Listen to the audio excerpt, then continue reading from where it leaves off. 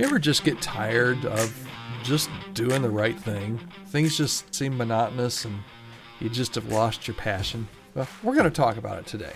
My name is Todd Rhoades. I'm your host here on the Healthy Church Staff Podcast. Also one of the co-founders over at chemistrystaffing.com. And there's a link to an article by Tom Harper down in our show notes today that talks about how to break the monotony and reignite your passion. Now, I realize it's just the first of the year, it's January, but sometimes even after the first of the year, after things settle down, sometimes you can get a little bored. And if you are bored in ministry, it's probably due to a number of different things. It could be that you really don't have any significant goals or challenges. Maybe you've been in your chair, your leadership chair, whatever it is at your church, for a prolonged period of time, and it just doesn't seem like there's any real momentum, and there's not really a lack of momentum either. It's just everything's good, nothing's great.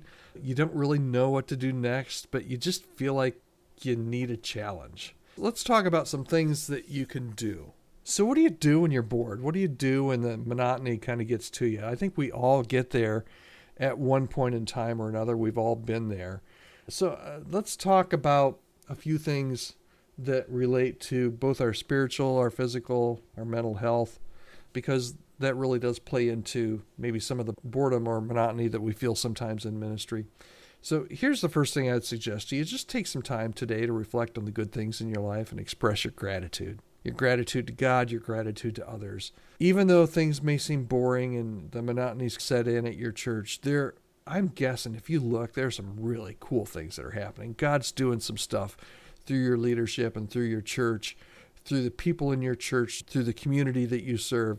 What are those things? Take out a piece of paper, write down some of those things, and reflect on some of the good things. A lot of times we just don't take time to think about that, and that kind of contributes to our ho-humness at times. So write those things down, reflect on those, express your gratitude to God. Also, take time. How are you doing physically? Are you taking time to eat well and to exercise regularly, to get enough rest?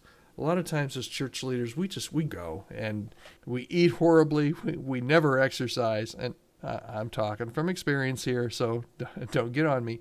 And sometimes we just don't get enough rest.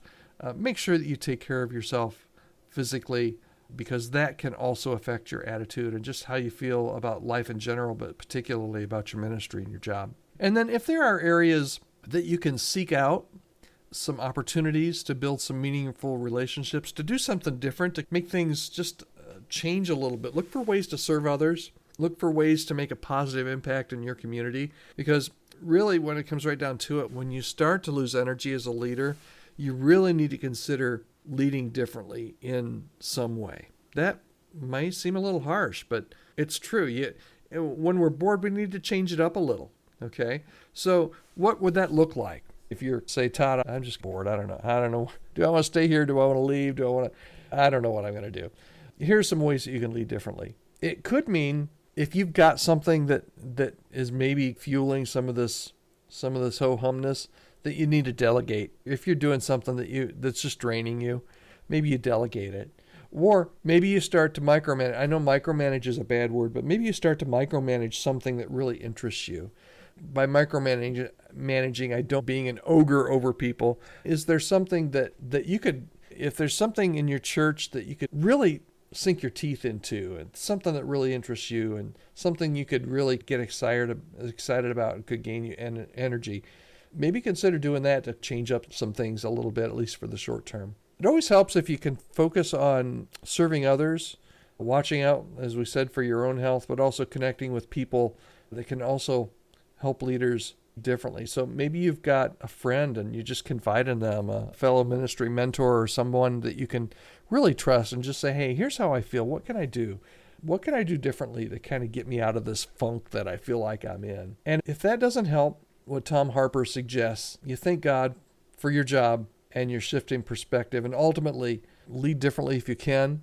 If you can't, this might be God's way of stirring and starting to move in your heart, that if there's not a way that you can move forward where you're at, that maybe he's got something different for you. So we'll talk about that more in a future episode. But hopefully this was helpful. If you get nothing else out of our time together today, you're not alone. If you're feeling off by yourself, just bored, not knowing what to do, need a challenge, that hits all of us in ministry from time to time. Hopefully this will be helpful to you as you try and strive to lead a little bit differently and get some of that mojo back. Tomorrow, join us again. We're going to be talking about the key to building your dream church team. So join us tomorrow for that here on the Healthy Church Staff Podcast. If you're not a subscriber, please subscribe, and you can always get in contact with me with any input. Maybe you've got an idea for a podcast in the future. You can always catch me at podcast@chemistrystaffing.com. Talk to you tomorrow.